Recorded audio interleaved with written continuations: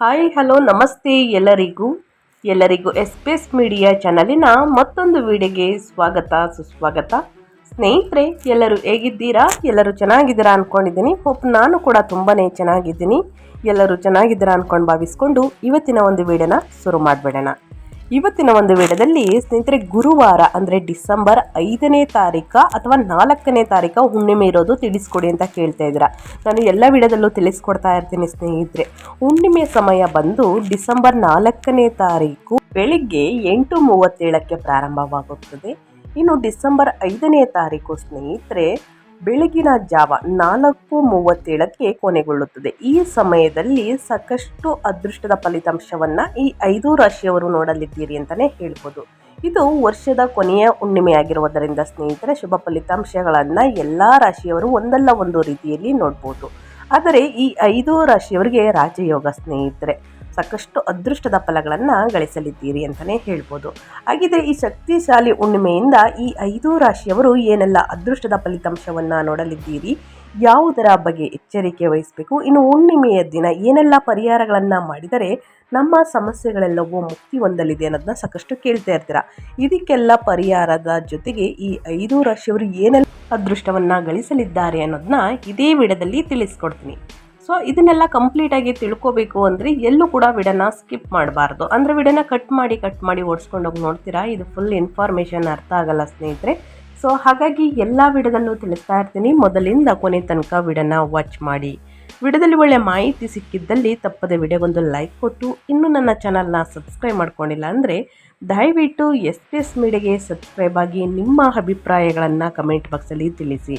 ಯಾರೆಲ್ಲ ಸಬ್ಸ್ಕ್ರೈಬ್ ಮಾಡ್ಕೊಂಡಿದ್ದೀರಾ ಅವರಿಗೆ ಥ್ಯಾಂಕ್ ಯು ಸೋ ಮಚ್ ಅಂತ ಹೇಳ್ತಾ ವಿಡಿಯೋದ ಕಡೆ ಗಮನ ಕೊಟ್ಬಿಡೋಣ.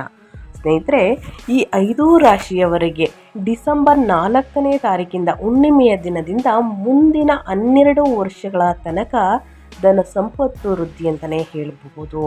ಆಸ್ತಿಯನ್ನು ಖರೀದಿ ಮಾಡೋ ಯೋಗ ಇದೆ ಸ್ನೇಹಿತರೆ. ಹಾಗಿದ್ರೆ ಈ 5 ರಾಶಿಯವರು ಯಾರ್ಯಾರು ಅನ್ನೋದನ್ನ ನೋಡ್ತಾ ಹೋಗೋಣ. ಹೌದು, ಮುಂದಿನ 12 ವರ್ಷದ ತನಕ ಸೋಲೇ ಇಲ್ಲ ಅಂತಲೇ ಹೇಳ್ಬೋದು. ಈ 5 ರಾಶಿಯವರಿಗೆ ರಾಜಯೋಗ, ಶುಕ್ರನಿಂದ ಎಲ್ಲಿಲ್ಲದ ಅದೃಷ್ಟ, ಸಂಪತ್ತು ಡಬಲ್ ಅಂತಲೇ ಹೇಳಬಹುದು. ಹಾಗಿದ್ರೆ ಶುಕ್ರ ಸಂಚಾರ ಯಾವಾಗಿರಲಿದೆ, ಏನೆಲ್ಲ ಅದೃಷ್ಟವನ್ನು ನೋಡಲಿದ್ದಾರೆ ಅನ್ನೋದನ್ನ ನೋಡ್ತಾ ಹೋಗೋಣ. 2025ನೇ ವರ್ಷವು ಸ್ನೇಹಿತರೆ ಕೊನೆಯ ಹುಣ್ಣಿಮೆ ಆಗಿರುವುದರಿಂದ ಮಾಲವ್ಯ ರಾಜಯೋಗದೊಂದಿಗೆ ಪ್ರಾರಂಭವಾಗಲಿದೆ ಹೊಸ ವರ್ಷ. ಇದನ್ನು ಜ್ಯೋತಿಷ್ಯ ದೃಷ್ಟಿಕೋನದಿಂದ ಬಹಳ ಮುಖ್ಯವಾದ ಯೋಗವೆಂದು ಪರಿಗಣಿಸಲಾಗಿದೆ ಸ್ನೇಹಿತರೆ. ಇನ್ನು 12 ತಿಂಗಳ ನಂತರ ಸ್ನೇಹಿತರೆ ಸಂಪತ್ತಿನ ದಾತ ಶುಕ್ರನು ಮಾಲವ್ಯ ರಾಜಯೋಗವನ್ನು ರೂಪಿಸುತ್ತಿದ್ದಾರೆ. ಇನ್ನು ಮುಂದಿನ 12 ವರ್ಷಗಳ ತನಕ ಹಣಕಾಸಿನ ಪ್ರಾಬ್ಲಮ್ ಈ ರಾಶಿಯವರಿಗೆ ಎದುರಾಗೋದಿಲ್ಲ ಅಂತಲೇ ಹೇಳಬಹುದು. ಶುಕ್ರನ ಸಂಚಾರದಿಂದಾಗಿ ರೂಪುಗೊಳ್ಳುವ ಈ ವಿಶೇಷ ರಾಜಯೋಗವು 2026, 2027, 2028ರವರೆಗೆ ಸ್ನೇಹಿತರೆ ಸುವರ್ಣ ಅವಧಿಯ ಆರಂಭ ಅಂತಲೇ ಹೇಳ್ಬೋದು. ಈ ರಾಶಿಗಳಿಗೆ ಸೂಚಿಸಲಾಗಿದೆ. ಇನ್ನು ಸಂಪತ್ತಿನಲ್ಲಿ ಅಪಾರ ಬೆಳವಣಿಗೆಯ ಸಾಧ್ಯತೆ ಇರುತ್ತದೆ. ಹಾಗಿದ್ರೆ ಆ ಲೆಕ್ಕ ರಾಶಿಗಳು ಯಾವ್ಯಾವುದು ಎಂಬುದನ್ನು ನೋಡ್ತಾ ಹೋಗೋಣ. ವೈದಿಕ ಜ್ಯೋತಿಷ್ಯದಲ್ಲಿ ಶುಕ್ರನನ್ನ ಐಷಾರಾಮಿ, ಸಂಪತ್ತು, ಸಮೃದ್ಧಿ, ಇಂದ್ರಿಯತೆ, ಭೌತಿಕ ಸುಖ, ಸಂಪತ್ತು, ಐಶ್ವರ್ಯದ ಅಂಶವೆಂದು ಪರಿಗಣಿಸಲಾಗುತ್ತದೆ. ಆದ್ದರಿಂದ ಶುಕ್ರನ ಚಲನೆಯಲ್ಲಿ ಬದಲಾವಣೆಯಾಗುವುದೆಲ್ಲ ಅದು ಈ ಕ್ಷೇತ್ರಗಳ ಮೇಲೆ ವಿಶೇಷವಾಗಿ ಪರಿಣಾಮ ಬೀರುತ್ತದೆ. ಹಾಗಿದ್ರೆ ಡಿಸೆಂಬರ್ ಕೊನೆಯ ದಿನ ಸ್ನೇಹಿತರೆ, ಅಂದರೆ ಡಿಸೆಂಬರ್ ಕೊನೆಯ ಹುಣ್ಣಿಮೆ ಆಗಿರುವುದರಿಂದ ಅಪರೂಪದ ಮತ್ತು ಅತ್ಯಂತ ಶುಭವಾದ ಹುಣ್ಣಿಮೆಯಾಗಿರುವುದರಿಂದ ಮಾಲವ್ಯ ರಾಜಯೋಗದಿಂದ ಸಾಕಷ್ಟು ಅದೃಷ್ಟವನ್ನು ನೋಡಲಿದ್ದೀರಿ.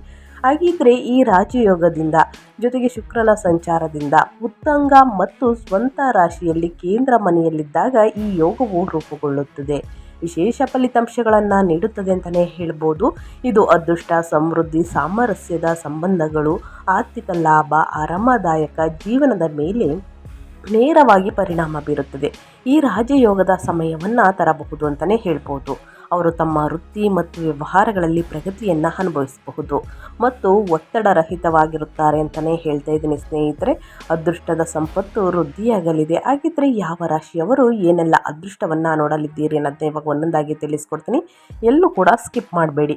ಮೊದಲನೇ ರಾಶಿ ಬಂದು ಸ್ನೇಹಿತರೆ ಕಟಕ ರಾಶಿಯವರಿಗೆ ವರ್ಷದ ಹುಣ್ಣಿಮೆ, ಶಕ್ತಿಶಾಲಿ ಹುಣ್ಣಿಮೆ. ಈ ದಿನ ಮಾಲವ್ಯ ರಾಜಯೋಗವು ಕಟಕ ರಾಶಿಗೆ ಸಕಾರಾತ್ಮಕ ಫಲಗಳನ್ನು ತರಬಹುದು. ಈ ರಾಜಯೋಗದಿಂದ ಸ್ನೇಹಿತರೆ ನಿಮ್ಮ ರಾಶಿ ಚಕ್ರದ ಮೂಲಕ ಅದೃಷ್ಟದ ಮನೆಯಲ್ಲಿ ಶುಕ್ರ ಸಾಗುತ್ತಾನೆ. ಆದ್ದರಿಂದ ಈ ಸಮಯದಲ್ಲಿ ಅದೃಷ್ಟವು ನಿಮಗೆ ಅನುಕೂಲಕರವಾಗಿರುತ್ತದೆ. ನೀವು ಧಾರ್ಮಿಕ ಕಾರ್ಯಕ್ರಮಗಳಲ್ಲಿ ಕೂಡ ಭಾಗವಹಿಸಬಹುದು. ಈ ಸಮಯದಲ್ಲಿ ಸ್ಪರ್ಧಾತ್ಮಕ ವಿದ್ಯಾರ್ಥಿಗಳು ಪರೀಕ್ಷೆಗಳಲ್ಲಿ ಯಶಸ್ವಿಯಾಗಬಹುದು. ಕೆಲಸದಲ್ಲಿರುವ ನಿಮ್ಮ ಸಹೋದ್ಯೋಗಿಗಳು ಸಹ ನಿಮ್ಮನ್ನು ಹೊಗಳುತ್ತಾರೆ ಸ್ನೇಹಿತರೆ, ಮತ್ತು ನಿಮ್ಮ ಹೆಸರು ಪ್ರಸಿದ್ಧವಾಗುತ್ತದೆ. ನಿಮ್ಮ ಅಧಿಕಾರ ಹೆಚ್ಚಾಗುತ್ತದೆ ಮತ್ತು ನೀವು ಜೀವನದಲ್ಲಿ ಆನಂದಕರ ಅನುಭವಗಳನ್ನು ಅನುಭವಿಸಲಿದ್ದೀರಿ. ಈ ಸಮಯದಲ್ಲಿ ನಿಮ್ಮ ಆಸೆಗಳೆಲ್ಲವೂ ಈಡೇರುತ್ತವೆ ಅಂತಲೇ ಹೇಳಬಹುದು. ಇನ್ನು ಮುಂದಿನ ರಾಶಿಯವರ ಬಗ್ಗೆ ಹೇಳೋದಾದರೆ ಮಿಥುನ ರಾಶಿಯವರಿಗೆ.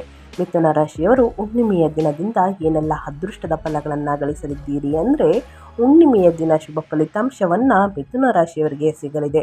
ಮುಂದಿನ 12 ವರ್ಷಗಳ ತನಕ ಸ್ನೇಹಿತರೆ ಸಾಕಷ್ಟು ಅದೃಷ್ಟ ಅಂತಲೇ ಹೇಳ್ಬೋದು. ಯಾವುದೇ ಹಣಕಾಸಿನ ಸಮಸ್ಯೆ ಎದುರಾಗುವುದಿಲ್ಲ. ಇದು ಮಾಲವ್ಯ ಮಹಾಪುರುಷ ರಾಜಯೋಗವು ಇಂದಿನಿಂದ ಅದೃಷ್ಟವನ್ನು ಕುಲಾಯಿಸಲಿದೆ. ಆರ್ಥಿಕ ಸ್ಥಿರತೆ ಮತ್ತು ಮಾನಸಿಕ ಶಾಂತಿಯನ್ನು ತರುತ್ತದೆ. ದೀರ್ಘಕಾಲದಿಂದ ಬಾಕಿ ಇರುವ ಯೋಜನೆಗಳು ಪ್ರಗತಿ ಸಾಧಿಸುತ್ತವೆ. ಕುಟುಂಬದಲ್ಲಿ ಪ್ರಮುಖ ಬದಲಾವಣೆಯ ಲಕ್ಷಣಗಳು ಹೊರಹೊಮ್ಮುತ್ತವೆ ಅಂತಲೇ ಹೇಳಬಹುದು. ಪ್ರೀತಿ ಮತ್ತು ವೈವಾಹಿಕ ಸಂಬಂಧಗಳಲ್ಲಿ ಸಾಮರಸ್ಯ ಹೆಚ್ಚಾಗುತ್ತದೆ. ಹೆಚ್ಚಿದ ಆತ್ಮವಿಶ್ವಾಸವು ಹೊಸ ಜವಾಬ್ದಾರಿಗಳಿಗೆ ಕಾರಣವಾಗಬಹುದು. ಹಳೆಯ ಸಾಲಗಳು ಅಥವಾ ಆರ್ಥಿಕ ಸಮಸ್ಯೆಗಳು ಬಗೆಹರಿಯಲು ಪ್ರಾರಂಭವಾಗುತ್ತವೆ. ಕೌಟುಂಬಿಕ ಸಮಸ್ಯೆಗಳು ಕಡಿಮೆಯಾಗುತ್ತವೆ ಅಂತಲೇ ಹೇಳಬಹುದು. ಇನ್ನು ಮುಂದಿನ ರಾಶಿಯವರ ಬಗ್ಗೆ ಹೇಳೋದಾದರೆ ಮೀನರಾಶಿಯವರಿಗೆ. ಮೀನರಾಶಿಯವರಿಗೆ ಹುಣ್ಣಿಮೆಯ ದಿನ ಒಂಥರ ಶಕ್ತಿಶಾಲಿ ಹುಣ್ಣಿಮೆ ಅಂತಲೇ ಹೇಳ್ಬೋದು ಸ್ನೇಹಿತರೆ. ಮೀನರಾಶಿಯವರಿಗೆ ಹಳೆಯ ಹೂಡಿಕೆಯಿಂದ ಲಾಭ ಗಳಿಸುವ ಸಮಯ ಇದಾಗಿದೆ. ಹುಣ್ಣಿಮೆಯ ದಿನ ದಾನ ಧರ್ಮಗಳಲ್ಲಿ ತೊಡಗಿಸಿಕೊಂಡರೆ ಸ್ನೇಹಿತರೆ ನಿಮ್ಮ ಸಮಸ್ಯೆಗಳೆಲ್ಲವೂ ಮುಕ್ತಿಯನ್ನು ಹೊಂದಲಿದೆ. ಈ ದಿನ ಸ್ನೇಹಿತರೆ ಸಾಕಷ್ಟು ಅದೃಷ್ಟವನ್ನು ನೋಡಲಿದ್ದೀರಿ. ಯಾಕಂದರೆ ಆರಂಭದಲ್ಲೇ ರೂಪುಗೊಳ್ಳುವಂತಹ ಮಾಲವ್ಯ ರಾಜಯೋಗವು ಡಿಸೆಂಬರ್ ತಿಂಗಳಲ್ಲಿ ಮೀನರಾಶಿಯವರಿಗೆ ಅನಿರೀಕ್ಷಿತ ವೃತ್ತಿ ಜೀವನದ ಲಾಭವನ್ನು ತರುತ್ತದೆ. ಅಧಿಕಾರಿಗಳು ಅಥವಾ ಹಿರಿಯ ವ್ಯಕ್ತಿಗಳ ಬೆಂಬಲವು ರಿಯಲ್ ಎಸ್ಟೇಟ್, ಆಸ್ತಿ ಅಥವಾ ಪ್ರಮುಖ ಹೂಡಿಕೆಗಳಿಗೆ ಅವಕಾಶಗಳನ್ನು ತೆರೆಯುತ್ತದೆ. ನಿಮ್ಮ ಸಂಗಾತಿಯ ಬೆಂಬಲದೊಂದಿಗೆ ಸ್ಥಗಿತಗೊಂಡ ಯೋಜನೆಗಳು ಪೂರ್ಣಗೊಳ್ಳುತ್ತವೆ ಸ್ನೇಹಿತರೆ. ಇನ್ನು ಕುಟುಂಬದೊಳಗೆ ಸಂತೋಷ ಹೆಚ್ಚಾಗಲಿದೆ. ನಿಮ್ಮ ವೃತ್ತಿ ಜೀವನವು ಕ್ರಮೇಣ ಸುಧಾರಿಸುತ್ತದೆ ಅಂತಲೇ ಹೇಳಬಹುದು. ನಿಮ್ಮ ಆರೋಗ್ಯದ ಬಗ್ಗೆ ಸ್ವಲ್ಪ ಜಾಗರೂಕರಾಗಿರಬೇಕು ಸ್ನೇಹಿತರೆ. ಹುಣ್ಣಿಮೆಯ ದಿನ ಈ ಪರಿಹಾರವನ್ನು ಮಾಡಿ ಸ್ನೇಹಿತರೆ. ನಿಮ್ಮ ಆರೋಗ್ಯದಲ್ಲಿ ಯಾವುದೇ ಸಮಸ್ಯೆಗಳು ಇದ್ದರೂ ಕೂಡ ಸಂಪೂರ್ಣವಾಗಿ ನಿವಾರಣೆಯಾಗಲಿದೆ ಅಂತಲೇ ಹೇಳ್ಬೋದು. ಹಾಗಿದ್ರೆ ಏನೆಲ್ಲ ಅದೃಷ್ಟವನ್ನು ಮೀನರಾಶಿಯವರು ಗಳಿಸಲಿದ್ದೀರಿ ಅನ್ನೋದನ್ನ ತಿಳಿಸ್ಕೊಟ್ಟಿದ್ದೀನಿ. ಅದೇ ರೀತಿ ಯಾವುದರ ಬಗ್ಗೆ ಎಚ್ಚರಿಕೆ ವಹಿಸಬೇಕು ಅನ್ನೋದನ್ನು ಕೂಡ ತಿಳಿಸ್ಕೊಟ್ಟಿದ್ದೀನಿ. ಕೊನೆಯಲ್ಲಿ 2 ಪರಿಹಾರವನ್ನು ತಿಳಿಸ್ಕೊಡ್ತೀನಿ. ತಪ್ಪದೆ ಎಲ್ಲ ರಾಶಿಯವರು ಪರಿಹಾರವನ್ನು ಮಾಡಬೇಕಾಗುತ್ತದೆ. ಆದಷ್ಟು ಸರಳ ಪರಿಹಾರ. ಇನ್ನು ಮುಂದಿನ ರಾಶಿಯವರ ಬಗ್ಗೆ ಹೇಳೋದಾದರೆ ಧನುರಾಶಿಯವರಿಗೆ. ಧನುರಾಶಿಯವರು ಏನೆಲ್ಲ ಅದೃಷ್ಟದ ಫಲಿತಾಂಶವನ್ನು ನೋಡಲಿದ್ದೀರಿ, ಯಾವುದರ ಬಗ್ಗೆ ಎಚ್ಚರಿಕೆ ವಹಿಸಬೇಕು ಅನ್ನೋದನ್ನ ನೋಡ್ತಾ ಹೋಗೋಣ ಸ್ನೇಹಿತರೆ. ಇಂದಿನಿಂದ ಅಂದರೆ ಹುಣ್ಣಿಮೆಯ ದಿನದಿಂದ ಹೊಸ್ತಿಲ ಹುಣ್ಣಿಮೆ ಅಂತಲೇ ಹೇಳಬಹುದು. ಹೊಸ್ತಿಲ ಹುಣ್ಣಿಮೆಯ ದಿನ ಸ್ನೇಹಿತರೆ ಮಾಲವ್ಯ ರಾಜಯೋಗವು ರೂಪುಗೊಳ್ಳಲಿದೆ. ಇದರಿಂದ ಧನುರಾಶಿಯವರಿಗೆ ಸುವರ್ಣ ಅವಧಿಯ ಆರಂಭವನ್ನು ಸೂಚಿಸುತ್ತದೆ. ಐಷಾರಾಮಿ ವಸ್ತುಗಳು, ಆಸ್ತಿ, ವಾಹನ, ಚಿನ್ನ, ಬೆಳ್ಳಿ ಅಥವಾ ದೊಡ್ಡ ಹೂಡಿಕೆಗಳಿಗೆ ಅವಕಾಶಗಳನ್ನು ಹೊಂದಿದೆ ಅಂತಲೇ ಹೇಳಬಹುದು. ಇನ್ನು ಅದೇ ರೀತಿ ಸ್ನೇಹಿತರೆ ದೊಡ್ಡ ಹೂಡಿಕೆಗಳಿಗೆ ಅವಕಾಶಗಳು ಉದ್ಭವಿಸಬಹುದು. ಗಮನಾರ್ಹ ಆರ್ಥಿಕ ಯಶಸ್ಸಿನ ಸಾಧ್ಯತೆ ಇದೆ ಧನುರಾಶಿಯವರಿಗೆ. ಇನ್ನು ವೈವಾಹಿಕ ಜೀವನವು ಹೆಚ್ಚು ಸಾಮರಸ್ಯವನ್ನು ಪಡೆಯುತ್ತದೆ. ಸಾಮಾಜಿಕ ಪ್ರತಿಷ್ಠೆ ಹೆಚ್ಚಾಗುತ್ತದೆ. ನಂಬಿಕೆ ಬಲಗೊಳ್ಳುತ್ತದೆ. ಪ್ರಯೋಜನಕಾರಿ ಪಾಲುದಾರಿಕೆಗಳನ್ನು ನೀಡಲಾಗುತ್ತದೆ. ಉದ್ಯೋಗಕ್ಕೆ ಸಂಬಂಧಿಸಿದ ಒತ್ತಡಗಳು ಕಡಿಮೆಯಾಗುತ್ತವೆ. ಕೆಲಸದ ಸ್ಥಳದಲ್ಲಿ ಗೌರವ ಕೂಡ ಹೆಚ್ಚಾಗುತ್ತದೆ. ಶುಕ್ರನ ನಿಮ್ಮ ಸಂಚಾರದ ಪಟ್ಟಿಯಲ್ಲಿ 4ನೇ ಮನೆಯಲ್ಲಿ ಸಾಗುತ್ತಾನೆ. ಆದ್ದರಿಂದ ಈ ಸಮಯದಲ್ಲಿ ನಿಮ್ಮ ಸೌಕರ್ಯಗಳು ಮತ್ತು ಐಷಾರಾಮಿಗಳು ಹೆಚ್ಚಾಗುತ್ತವೆ. ನೀವು ವಾಹನ ಅಥವಾ ಆಸ್ತಿಯನ್ನು ಖರೀದಿಸಬಹುದು. ರಿಯಲ್ ಎಸ್ಟೇಟ್ ಆಸ್ತಿ, ರಿಯಲ್ ಎಸ್ಟೇಟ್ ಸಂಬಂಧಿತ ವ್ಯವಹಾರದಲ್ಲಿ ತೊಡಗಿರುವವರು ಗಮನಾರ್ಹ ಪ್ರಯೋಜನಗಳನ್ನು ಅನುಭವಿಸಬಹುದು. ನೀವು ಪೂರ್ವಜರ ಸಂಪತ್ತನ್ನು ಸಹ ಆನುವಂಶಿಕವಾಗಿ ಪಡೆಯಬಹುದು. ಹೆಚ್ಚುವರಿಯಾಗಿ ನೀವು ವೃತ್ತಿಪರ ಪ್ರಗತಿಗೆ ಅವಕಾಶಗಳನ್ನು ಕಂಡುಕೊಳ್ಳಲಿದ್ದೀರಿ. ಸಾಮಾಜಿಕ ಕ್ಷೇತ್ರದಲ್ಲಿ ನಿಮ್ಮ ಗೌರವ ಮತ್ತು ಪ್ರತಿಷ್ಠೆ ಹೆಚ್ಚಾಗಲಿದೆ ಸ್ನೇಹಿತರೆ. ಹಾಗಾಗಿ ಸಾಕಷ್ಟು ಅದೃಷ್ಟವನ್ನು ಈ 5 ರಾಶಿಯವರು ನೋಡಲಿದ್ದೀರಿ. ಹುಣ್ಣಿಮೆಯ ದಿನ ಸ್ನೇಹಿತರೆ ಸಾಕಷ್ಟು ಶುಭ ಯೋಗಗಳು ಸೃಷ್ಟಿಯಾಗಿರುವುದರಿಂದ ಮಾಲವ್ಯ ರಾಜಯೋಗದಿಂದ, ಗಜಕೇಸರಿ ಯೋಗದಿಂದ, ಕುಬೇರ ಯೋಗದಿಂದ ಇವೆಲ್ಲವೂ ಒಂಥರ ಶಕ್ತಿಶಾಲಿ ಯೋಗಗಳು. ಇದರಿಂದ ಸಾಕಷ್ಟು ಅದೃಷ್ಟವನ್ನು ನೋಡಲಿದ್ದೀರಿ ಈ 5 ರಾಶಿಯವರು ಅಂತ ಹೇಳ್ತಾ, ಇನ್ನು ಸಣ್ಣ ಪುಟ್ಟ ಸಮಸ್ಯೆಗಳಿಗೆ ಅಡೆತಡೆಗಳಿಗೆ ಏನೆಲ್ಲ ಪರಿಹಾರವನ್ನು ಮಾಡಬೇಕು ಅನ್ನೋದನ್ನ ತಿಳಿಸ್ಕೊಡ್ತೀನಿ. ಸ್ನೇಹಿತರೆ, ಮನೆಯಲ್ಲಿ ಎಷ್ಟೇ ಆದಾಯ ಇದ್ದರೂ ಸ್ನೇಹಿತರೆ ಅಷ್ಟೇ ಖರ್ಚುಗಳು ಇರುತ್ತದೆ. ಕೈಯಲ್ಲಿ ಕಾಸು ನಿಲ್ತಾ ಇಲ್ಲ, ಮನೆಯಲ್ಲಿ ಸ್ವಲ್ಪ ತೊಂದರೆಗಳು ಸ್ಟಾರ್ಟ್ ಆಗ್ತಾ ಇದೆ, ಮನಸ್ಸಿಗೆ ನೆಮ್ಮದಿ ಇಲ್ಲ ಅನ್ನೋರು ಸ್ನೇಹಿತರೆ ಈ ಪರಿಹಾರವನ್ನು ಮಾಡಬೇಕಾಗುತ್ತದೆ. ಯಾಕಂದರೆ ಮನಸ್ಸಿನಲ್ಲಿ ಸ್ನೇಹಿತರೆ ಒಂದು ಆತಂಕ, ಭಯ ಉಂಟಾಗಿರಲಿದೆ. ಇದರ ಜೊತೆಗೆ ಕೆಟ್ಟ ದೃಷ್ಟಿಗಳು ಇರುವುದರಿಂದ ಸ್ನೇಹಿತರೆ ನಿಮ್ಮ ಮನೆಯಲ್ಲಿರುವಂತಹ ನಕಾರಾತ್ಮಕ ಶಕ್ತಿಯನ್ನು ಹೋಗಲಾಡಿಸಲು ತಪ್ಪದೆ ಹುಣ್ಣಿಮೆಯ ದಿನ ಈ ಪರಿಹಾರವನ್ನು ಮಾಡಬೇಕಾಗುತ್ತದೆ. ಬೆಳಿಗ್ಗೆ ಬೇಗನೆ ಎದ್ದು ಸ್ನೇಹಿತರೆ ನೀರಿನಲ್ಲಿ ಸ್ನಾನವನ್ನು ಮಾಡಬೇಕಾದ್ರೆ ಸ್ನೇಹಿತರೆ ನೀರಿನೊಳಗಡೆ ನೀವು ಯಾವುದರಲ್ಲಿ ಸ್ನಾನ ಮಾಡ್ತೀರಾ ಅಲ್ಲಿ ಚಿಟಿಗೆ ಅರಿಶಿಣವನ್ನು ಹಾಕಿ ಮಿಕ್ಸ್ ಮಾಡಿ ಸ್ನಾನವನ್ನು ಮಾಡಬೇಕಾಗುತ್ತದೆ. ಸ್ನಾನ ಮಾಡಿದ ನಂತರ ಸೂರ್ಯ ನಮಸ್ಕಾರವನ್ನು ಮಾಡಿ ಸೂರ್ಯ ದೇವರಿಗೆ ಅಗ್ರ್ಯವನ್ನು ನೀಡಬೇಕಾಗುತ್ತದೆ. ನೀರಿನಲ್ಲಿ ಸ್ನೇಹಿತರೆ ಒಂದು ಸ್ವಲ್ಪ ಬೆಲ್ಲವನ್ನು ಹಾಕಿ, ತುಳಸಿ ದಳಗಳನ್ನು ಹಾಕಿ, ಸ್ನೇಹಿತರೆ ಎಲೆಗಳನ್ನು ಹಾಕಿ ಸೂರ್ಯ ದೇವರಿಗೆ ಅಗ್ರ್ಯವನ್ನು ನೀಡುತ್ತಾ ಆದಿತ್ಯ ಹೃದಯ ಸ್ತೋತ್ರವನ್ನು ಹೇಳಿ.